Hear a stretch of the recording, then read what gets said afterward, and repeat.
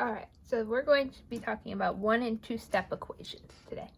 So we're going to start with some 1-step equations.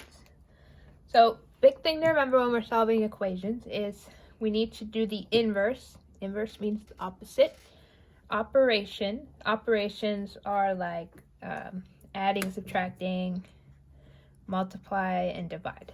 So you need to do the opposite of what is being done to the variable. So whatever letter's there, like X or Y or K, whatever letter it is, do the opposite of what's happening to the letter, right? So we're going to look at some examples here. So first we've got X minus 5 equals 10. So if we look at the X, we think, all right, what's happening to the X? X is being minus 5. So opposite of minus is to plus. So we're going to plus 5 to both sides of the equation. So you draw a line down where that equal sign is. We want to plus 5 to both sides. When I do a negative 5 added to a 5, plus and minus would cancel it out.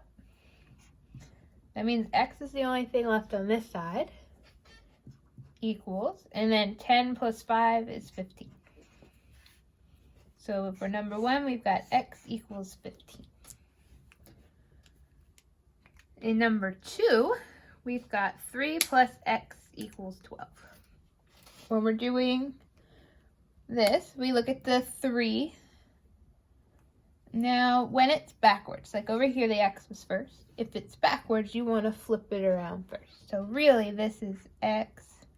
This is a positive 3 plus 3. If it said negative 3 plus X, if I switch that around, this negative 3 would look like this. So I'd have X minus 3 instead of X plus 3. So just be careful. Whatever's in front of this 3 needs to go with it over here. So when you switch it, that sign goes with it. So here we've got X plus 3 equals 12. We've got a plus 3. Opposite of plus is to minus. And then do it on the other side of the line. X equals 12 minus 3 is 9.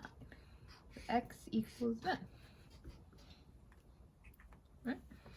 In number 3, it looks like a fraction. Remember, a fraction is like dividing.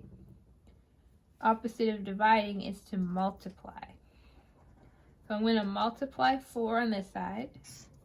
And I'm going to multiply 4 on this side. Just a note, I'm using this dot instead of the multiply symbol, just because the multiply symbol is an X, and we don't want to confuse our X with a multiply symbol, so we use a dot instead. So from now on, I'll be using dots for multiply. So anyway, so the 4's go there. I've got X equals 2 times 4 is 8. X equals 8.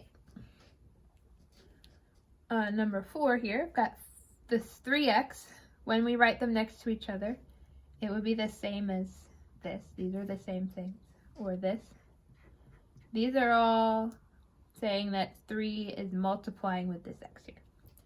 The opposite of multiplying a 3 would be to divide a 3.